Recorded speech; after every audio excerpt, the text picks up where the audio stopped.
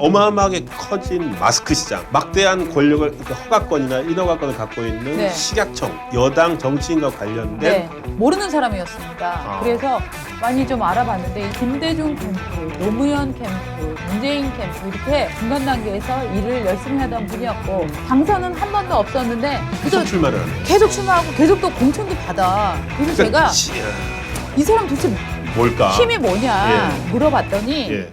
이제 3조 시장의 돈을 누가 먹었나 요거를 잠깐 한번 해보겠습니다. 예. 아 저기 이정근 네, 사무부총장 구속된 네. 것 때문에 그런 거죠? 제가 좀 찾아보니까요. 예. 2020년 마스크 시장이 2조 2천억 원이었어요. 지금 그게 나온다는 거죠. 네, 예. 그다음에 2021년 마스크가 7,800억 정도가 되더라고요. 그러니까 두 해를 합치면 2020년, 21년에 마스크가 3조어치 시장이 만들어진 거예요. 그러니까 대단한 거죠? 코로나의 역설인데 네. 코로나 때문에 네. 이전까지는 물론 존재했지만 아주 작은 시장이었던 그렇죠. 마스크 시장을 예. 하루가 1년에 뭐 몇백 개씩 몇백 장을 1인당 그렇죠. 쓰고 버리는 마스크가 맞습니다. 시장이 됐는데 저희도 초창기에 기억납니다. 지호영이라고 지호영 해서 특혜 얘기했었죠. 하면서 예. 이 마스크를 누가 먹을 거냐 감시해야 된다 했었는데 지호영이 그때 논란이 됐던 이유가 예. 뭐냐면 여러분들 기억나실 겁니다. 하루에 막 주민등록 번호 적고 뭐 세 장씩 사고 한 장씩 사고 막 했어요. 이랬었던 줄 기억이 서서 사고 나잖아요. 줄 서서 했었죠. 사고. 예. 그런데 당시에 지호영이 요 그 전국의 수도권이었나 전국에 마스크 공적 마스크 공급을 맡았었어요. 공급제. 그래서 도대체 지호영이 왜 뭐 하는 회사냐? 물론 지호영은 의료품 이 공급 회사로 큰 회사입니다만 과연 지호영에게 단독으로 줬어야 했느냐라고 얘기가 나왔는데 지호영 사장이 약사회에서 발언권이 셌었고 네. 또 그 가족이 운동권 출신이고 그렇습니다. 해서 굉장히 저 배철수 씨의 처형인데 네. 이 운동권에서는 나름 굉장히 유명한 운동권 명가입니다. 그 명가 출신이기 때문에 워낙 이 친문 세력들이 이 운동권 경도된 시각 때문에 이 의료품의 유통을 이런 식으로 돌리는 거 아니냐, 특혜를 주는 거 아니냐 하는 의심들이 네. 일어났었거든요. 그러니까 이 지호영의 네. 그 박명숙 대표 네. 이분이 이제 더불어민주당 그 비례대표 후보로 네. 또 이름까지 올리면서 그랬었죠. 예. 그 여성 비례대표 후보의 네. 그 이런 당시 기사입니다. 여성 비례대표 후보에는 정부 공적 마스크 유통의 70%를 도맡아 특혜 논란에 휩싸였던 지호영 출신 박명숙 대한약사회 정책기획단장이 포함됐다. 그렇게 해준 다음에 그 다음에 또 비례대표까지 주려고 비례대표까지 했었구나. 해서, 예. 예. 그래서 과연 무슨 관계냐라고 하면서 저희가 의문을 제기했었고 맞습니다. 지금 오늘 터져 나온 이정근은 지호영과 다른 회사지만 네. 이 어마어마하게 커진 마스크 시장에서 네. 막대한 권력을 그러니까 허가권이나 인허가권을 갖고 있는 네. 식약청과 네. 관련된 그리고 여당 정치인과 관련된 네. 비리인 거죠. 그렇죠, 그렇죠. 저 이정근 여러분 들어보신 적이 있으실지 모르겠습니다만 사실 저는 모르는 사람이었습니다. 그래서 많이 좀 알아봤는데 일단 이정근 씨 한번 봅시다. 더불어민주당 제3 사무부총장. 자, 무슨 얘기냐? 별 힘없다는 얘기죠. 하지만 당에 오래 있었다는 얘기죠. 그렇습니다. 1962년 군산 출생입니다. 원광대 국어교육과를 나와서 직장으로 잡지 기자를 잠깐 했었더라고요. 그 다음에 이제 PD 수첩 때 방송 작가를 하다가 네. DJ 김대중 대통령이 정치를 시작하면서 캠프로 들어갑니다. 그래서 김대중 캠프, 노무현 캠프, 문재인 캠프 이렇게 그 민주당에서 대선 후보가 나올 때마다 캠프에서 이제 바닥은 아니고 이제 중간 단계에서 일을 열심히 하던 분이었고 2018년에는 서초구청장에 나와서 네. 아주 큰 표차로 낙선을 합니다. 저 네. 때가 아마 조은희 그렇죠. 저 때가 청장이었죠? 예. 예. 강남 3구에서 네. 이제 강남 3구까지 다 날아갔다라고 할 때 그러니까 탄핵 맞아요. 직후에 이제 2020년 저때 압승을 했던 선거잖아요. 네. 그러니까 2018년에 그러니까 네. 그 지자체 선거에서 강남구청장도 민주당 정순균, 송파구청장도 민주당 박성수 이렇게 강남 3구 권력이 네. 딱 다 바뀔 때였는데 그래서 민주당도 먹을 거다. 라고 예상들도 많았는데 이제 조은희 구청장이 나가서 네. 완전히 이제 선전을 해가지고 네. 서초구청 하나만 지켰죠. 네. 네. 한편으로 본다면은 또 이런 사무부총장 이런 걸 준 게 네. 저때 떨어져서 미안해가지고 챙겨준 아니요. 거 아닐까. 그건 아닌 것 같고 그다음에 2020년에 또 서초갑 공천을 받네요. 네, 공천을 받아서 또 출마를 했는데 저 때는 저기한테 윤희숙 의원한테 이제 또 지는 거죠. 네. 예. 그래서 당선은 한 번도 없었는데 계속 그래서 출마를 하네요. 계속 출마하고 계속 또 공천도 받아. 그래서 제가 이 사람 도대체 뭘까? 힘이 뭐냐 예. 물어봤더니 예. 5만 사람을 다 안다고 얘기한대요. 예. 그래서 5만 사람이랑 친하다고 얘기를 하고 특히 그래도 비교적 친한 게 송영길 전 대표하고 꽤 좀 인연이 많은 것 같아요. 왜냐면 워낙 호남 쪽, 호남 쪽 요런 이제 저 출신이나 이런 부분들에서 또 DJ로 정치를 시작했고 해서 송영길 대표의 그래도 비교적 라인이다 이렇게 보는 게 좋은데 실제로는 여의도에서는 누구하고나 다 친하다고 하고 다닌대. 그리고 별로 자기가 하지 않은 일에 대해서도 다 자기가 했다 그러고.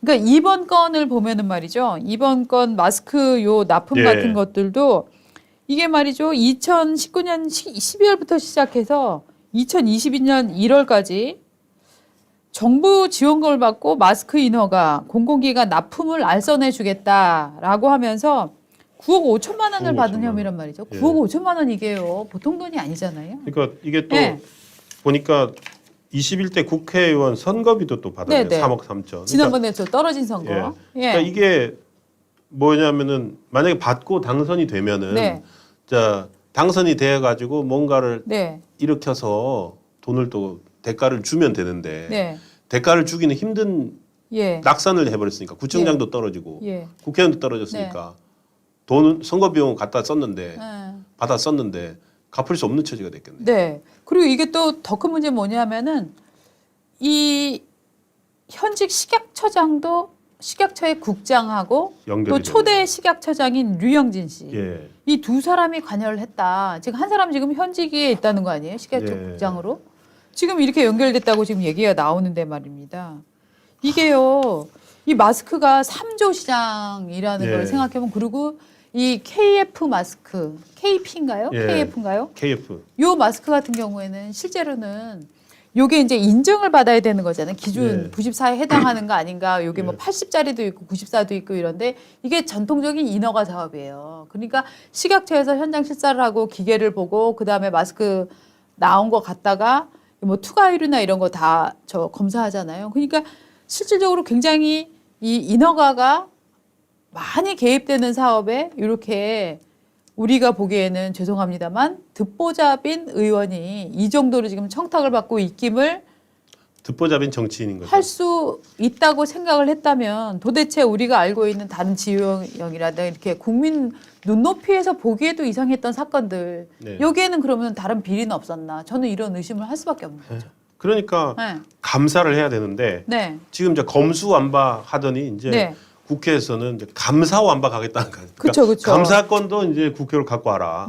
감사는 우리가 한다. 그러니까 다수당이 되니까 지금 그러고 있고 어떻게 본다 오늘 저희가 앞에서부터 이야기 나눴던 그 자금, 조폭 자금이나 이런 것들은 상당히 이제 선진화된 기법이라면 어떻게 보면 이 이정근 이제 사무부총장 같은 경우에는 아주 전통적인 방식으로 이권을 보장하고 이제 정치 자금이나 을 받는 전통적인 방식으로 또 했네요. 그런데 한편으로 이렇게 전통적인 방식의 그런 것들도 해야 되겠군요. 저런 걸 들여다 보려면은 감사원이 제대로 돌아가고 해서 밝혀내야 되는데 또 이제 그러니까 이제 감사완박하겠다고 나서고 있죠.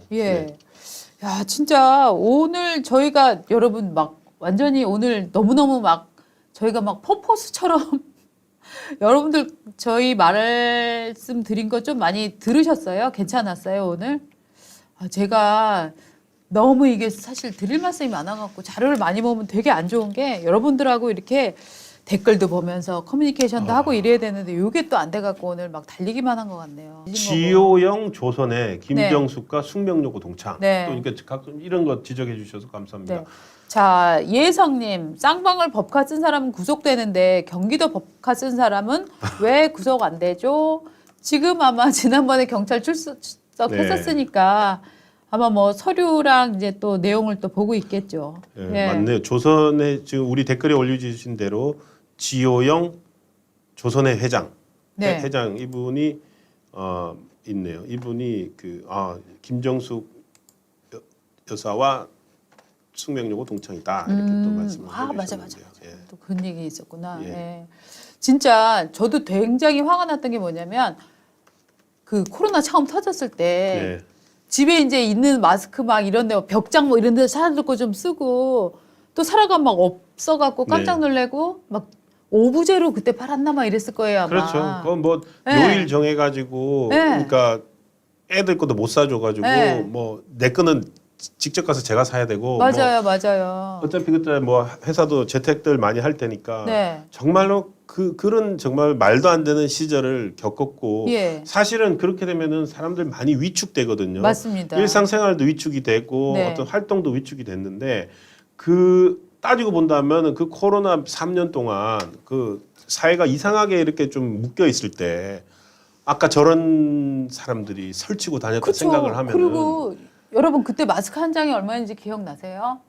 마스크 한 장에 1,500원이었어요. 맞습니다. 네? 네. 예. 지금 그 KF 마스크 이런 거 얼마 파는지 아세요? 500원도 나오고 제가요. 600원도 나오고 이래요. 저 얼마인지 모르겠어요. 근데 그때는 막 마스크 몇 장 남아서 챙기고 네. 이랬는데 지금 네. 집에 마스크가 쌓여 있어요. 네. 공적 마스크를 1,500원씩 네. 팔았었거든요. 정말 이때 정말 1,500원을 받았어야 됐나. 이게 KF 마스크 이거 원가가 도대체 얼마인지 그때 공개했습니까? 안 안 했어요. 했죠. 네. 안 하고 업체들 허가는 식약처가 다 갖고 있고. 지금 우리 박은주 에디터가 또 아이디어를 내네요. 그러니까 이정건 했으니까 과연 그러면은 거기서 누군가가 폭리를 취했을 거다라는 말씀이신 거죠. 아니 저는 어마어마하게 폭리 취할 수 있네요. 만약 그렇죠. 식약처가 허가만 해주면은 네. 보통 때 500원에 팔던 거를 1,500원에 팔 수 있으니까. 그러니까 알겠습니다. 저는 진짜 이게 약간 이해가 안 되는 상황이거든요. 예.